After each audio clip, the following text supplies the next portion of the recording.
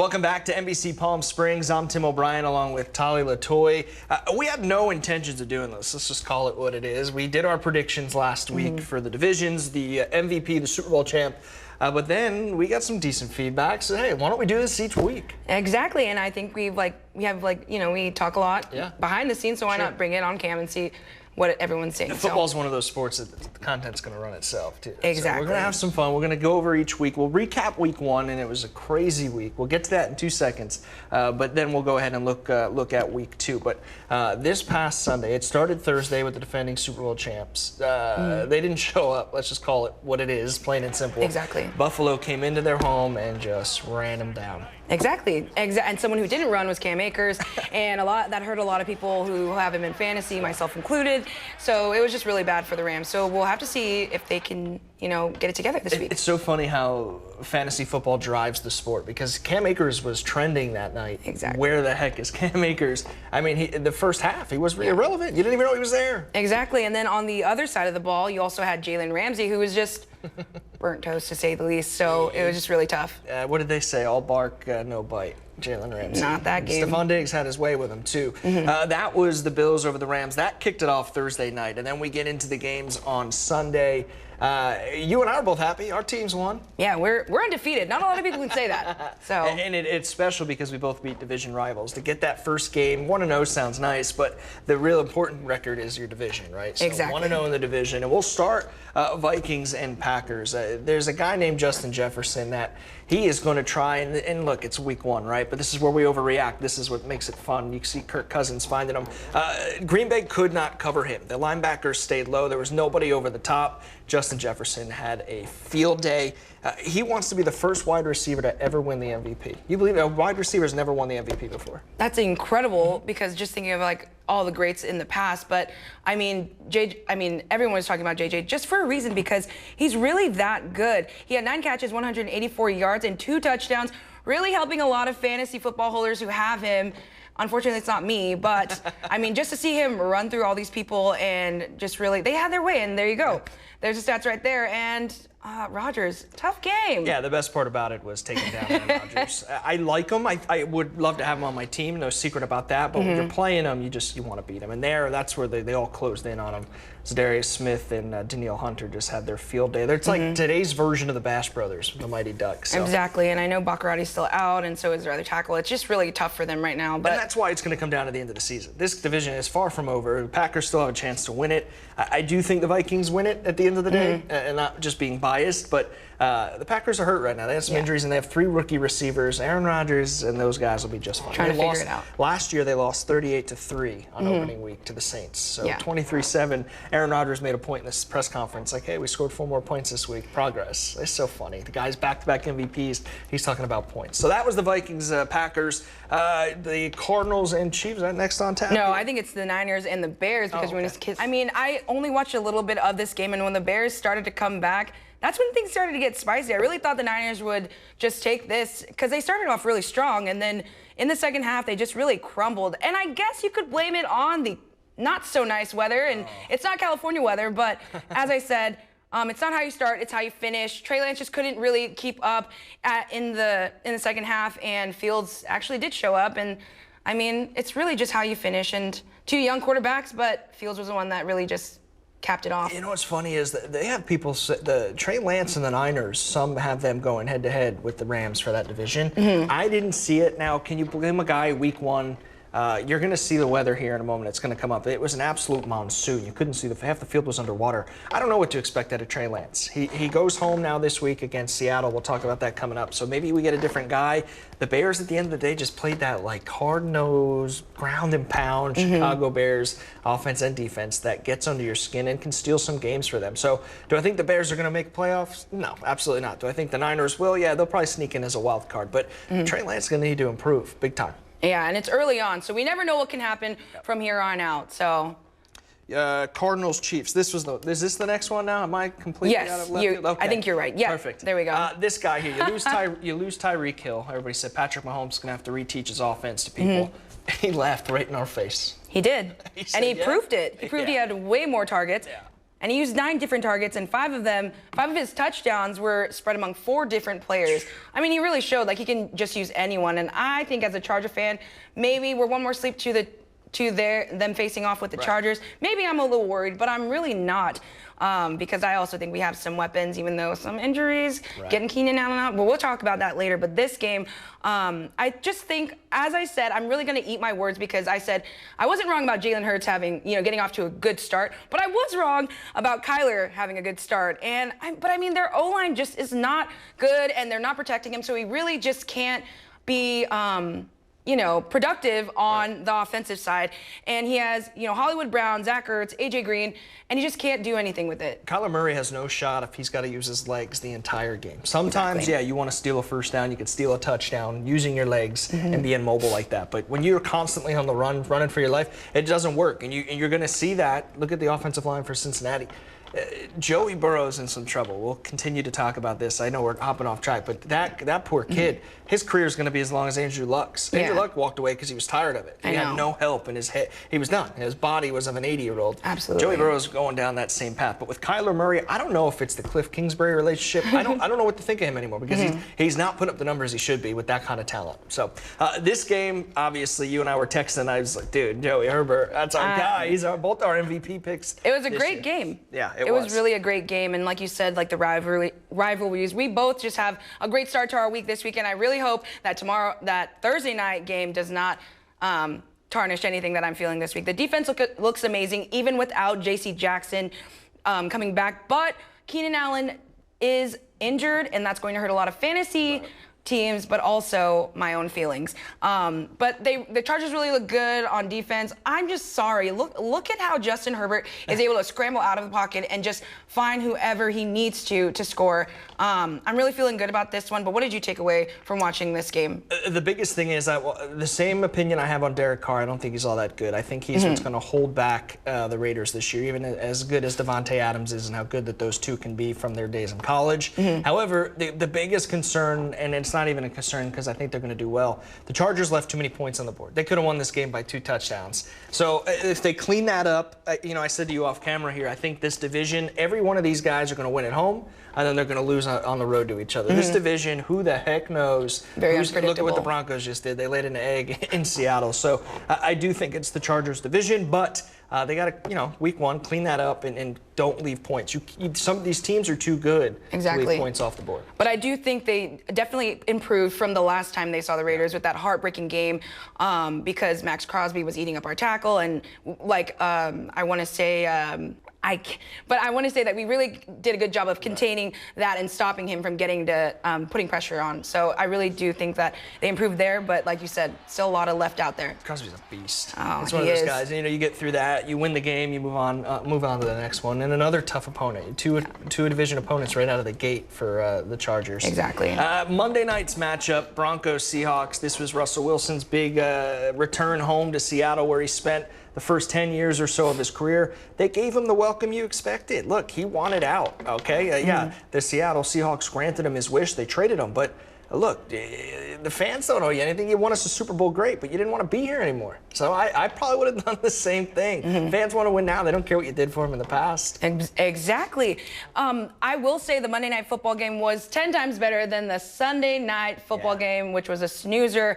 But they just kept on running the ball. It took him so long to finally look at Judy or Courtland Sutton. And I think when he finally looked at Judy, what happened? A touchdown. And it just took so long for him to actually just keep it going. They kept on running the ball at the goal line, Tim. Twice fumbled. One of them, Melvin Gordon. If you're a Chargers fan, we've seen that before. And I just think they had too many chances to catch up in the second where they didn't capitalize on it and they didn't take advantage of it. But here's a touchdown I'm talking about. I forgot how fast Judy was, to be honest with you. Look at that. I heard them say it on the broadcast 2 different times. It's like, dude, it's a deer. He just takes off running. The biggest thing at the end of this game was head coach Nathaniel Hackett. It's 4th and 5. You're 20 seconds left. 20 20 seconds left. He's not using a timeout. If you were watching the Manning cast, Peyton Manning damn near blew a fuse trying to yell through the TV, timeout, timeout. They end up paying Russell Wilson $240 million, and you go to kick a 64-yarder. Exactly. Now, McManus has a boot, don't get me wrong, but you're paying a guy for that situation, something the Broncos haven't had since Peyton Manning. And I think they said it's the second longest in NFL history. And that's what you want to do on the first game. Right. Not put it in his hands, but put it in his leg. There's a reason that record was held for over 50 years. Exactly. It doesn't happen all the time. So Nathaniel Hackett, it's easy to question yourself, second guess yourself. He did have this to say the next morning, and he still stood by it. You know, looking back at it, we definitely should have gone for it. Just not, you know, one of those things you look back at it and you say, of course we should go for it. We missed the field goal. But in that situation, we had a plan. I mean, we had a plan. We knew that 46 was the mark. So look, I respect that more. I think he's going to be fine. He's got the track record as a coordinator. This is his first game as a head coach. He said, look, could I have done it this way? Sure. But if we went for it and didn't get it, well, then I should have kicked it. So it goes both ways, but I do love and appreciate that he manned up and said, hey, you know, I maybe made a mistake. He didn't say, I stand by it, it's final, and I don't care to anybody. So I respect the fact that he was true. He was honest, and people relate to that. That's what the fan wants to hear. Absolutely. Just accountability. Yeah. But also someone I would be remiss if I didn't say someone who surprised me was Geno Smith. I know. We were talking about that, and we were like, oh, Geno Smith, no. And he's like, they wrote me off, but I didn't write back. And he's absolutely right. 2 touchdowns, 195 yards, 82% completion rate. Really hats off to him for doing that. He did great, and I don't know if it's more concerning for the Seahawks moving forward because his production, he only had like 28 or 31 yards in the second half, but they still hung on. At the end of the day, that 12th man and the Seahawks defense, they maybe not as bad as everybody thought they were going to be. I haven't finished them. Do you have them in the basement in that division? No, I don't. Oh, you do? Okay, so I'm trying to think now. I had, who did I have in that division? Rams, Niners, Cardinals, Seahawks, right? I think was my. So maybe, I don't know, they look better than Arizona did, I'll tell you that. They did. So. Hey, I took Arizona to not lose by 6.5, and they definitely did. All right, so that's your week 1 recap.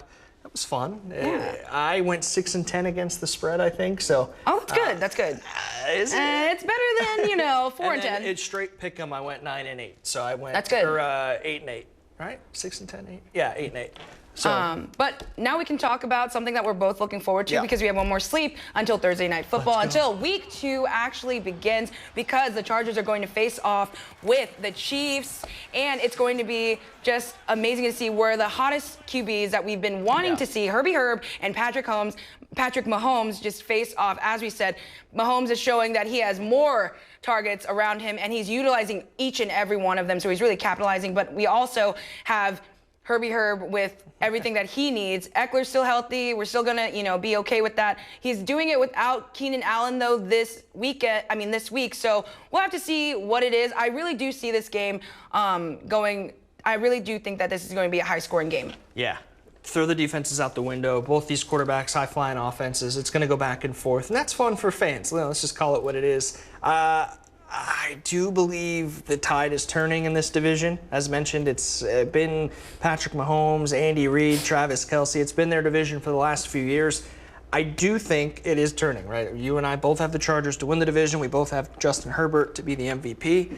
I do think tomorrow, however. But what do you have tomorrow, Tim? I think we really need to take a look at Tim's week 2 picks because I might be very, very upset. Yeah, I do have the Chiefs winning tomorrow just off the fact that they're home. That's all. I think, like I said earlier, every person in this division is going to win their home game against the division. They're going to lose it on the road. And then to go from L.A. to Kansas City, different elements, not the closest flight. I just have the Chargers falling to the Chiefs tomorrow night, but I don't think they lose more than 4 or 5 games all year. So get it out of the way now. This was something that you and I don't think we even thought about for 2 seconds. The New York Giants have a chance to be 2-0. Well, because I think it's because Saquon Barkley looks like vintage Saquon Barkley. He sure does. And I would definitely take Danny Dimes over Baker Mayfield right now, especially with Saquon behind him. I mean, with him. So, yeah, I totally agree with that. They bought in. Brian Dable, the head coach, that went for 2, showed stones out there the other day.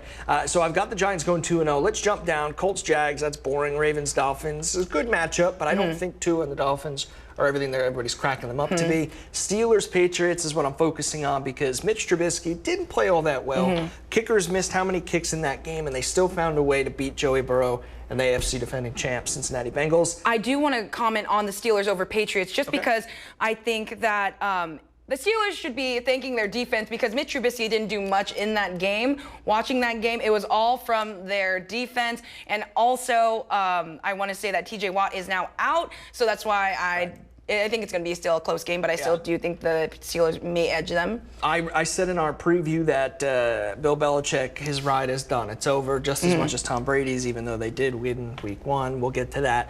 Steelers go 2-0, believe it or not. Benny Boy, if you can roll that over for me.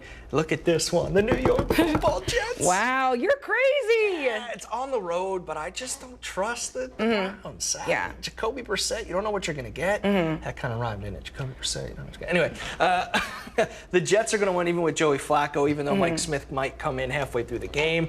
I told you, Tom Brady, they didn't look all that good. They had 1 touchdown. That was a field goal game against Dallas. And the Cowboys are the only team without a touchdown after week 1. Let's all just remember that. America's so-called team did not get a touchdown. Looking very bad. Yeah, so I do have the Saints and Jameis Winston beating the Bucks. Lions get their first win of the season. Rams are going to blow out the Falcons. That spread scares me. You'll talk about that here in a moment, but I do have the Rams straight up. This is Trey Lance's opportunity now. The 49ers at home hosting the Seahawks. Does Geno Smith strike lightning in a bottle twice? I don't think so. Niners win big. Roll to the next one. Thank you, sir. And did I duplicate it? Yeah, sure did. Raiders over Cardinals. I think they bounced back. Derek Carr looked better than Kyler Murray. Okay. Bengals, obviously, there's no way they're going to lose that badly again and look that sloppy. And plus, the Cowboys, they're tryouts tomorrow morning in Arlington, Texas. Yeah, they don't have a QB right now, and they don't have a left tackle. So, I mean, that just spells no points. Russell Wilson and the Broncos are going to smoke Lovie Smith and the Texans. That's a no-brainer. That defense is looking really good, though. The Texans? Yeah, the Texans is looking. They looked really good They sure did. Packers, Aaron Rodgers is going to bounce back. Bills, they're going to keep rolling their thing, which is surprising because the Titans, if you look, are going to fall to 0-2. And then I'm a diehard Vikings fan my whole life. Bleed purple, love them more than anybody. Wow. I got the Eagles winning. The Eagles are home. I've seen this happen for the last 25 years of my life, Tolly. Anytime the Vikings have to go to play on the East Coast, whether it's not even cold yet in September, but whenever they go east, outdoors, they lay a freaking egg, and I'm tired of it. Hey, so unless they prove me wrong this year, I'll eat crow. But what I've got self-awareness that is, my friend. Scared money don't make money, so they say. You are absolutely right. Now, someone who doesn't have any self-awareness, Chargers are going to cover the +4. They're underdogs right now. That line was at 3.5, and it keeps on moving because a lot of people are downing the Chargers, and I don't blame you, but I bleed powder blue, so I'm just going to go with them. And now I don't think the Steelers are going to cover 2.5. They're favored by 2.5. I really don't think they will, just because of that game. It was such a back and forth game between the two. And I mean, between watching that and watching the Colts game that ended in a tie, it really just made me lose my mind. Cowboys' woes will continue week 2. That's because, as we said, the Cowboys just plain out stink right now, and the pain is going to continue with losing Dak, and they really need a QB. And like I said, their left tackle is gone, so it's really just they're gonna have to figure it out one way or another. Bengals and at the Cowboys, I just really said that was gonna be the battle of the mid, just because after just seeing what the Bengals did this Sunday, I just don't know what to expect. And I also said that Tampa Bay injuries will force Brady into retirement. You said early on when we were making predictions, and Brady is even hinting it more now. More drama is coming out with Giselle not being with him, or they're being separated. And another one that I just want to throw in there that we talked about was the Rams being favored +10.5. That's scary. And I'm definitely going to take. I'm definitely not going to take them. I'm going to take the Falcons to cover the Rams will win, but they'll win by 9. Exactly. Look, I think at the end of the day, anything over 7.5, 8 is scary. It's the NFL. Even the worst teams are going to put up points. I shouldn't say that. The Cowboys didn't. But the only team that didn't score a touchdown this week. Exactly. And not one team won in the AFC South this weekend. Everybody's 0-4, and then the Texans, Colts are 0-1 tie. You got to get rid of the tie, Roger. Roger Goodell, if you're listening, which I know you're watching, get rid of that tie. What is your one big, like, holy cow moment this weekend? What do you think is going to happen? I think the biggest thing for me was that the Colts game ended in a tie, because I think everyone had the Colts just winning by a landslide, not a landslide, but winning with a good enough margin. And they were the favorites by minus 300 at least. And just to see it end in a tie, I think that hurt a lot of people, hurt me. In the survivor pools, people were picking, you want to pick that team that you probably wouldn't pick down the stretch for a playoff run, but are going to do well enough, and that was the Colts. And that was the Colts, the Commanders beat the Jags, right? So the Colts over the Texans. What was that? There was one other game that people were, the Giants, Titans. Everybody, nobody under the sun had the Giants winning that game. At all. So it'll be interesting to see. One big moment this weekend. Let's think something crazy that's going to happen. That's going to blow our minds. Matt Ryan threw the ball 50 times. Jonathan Taylor still ran his ass off. So,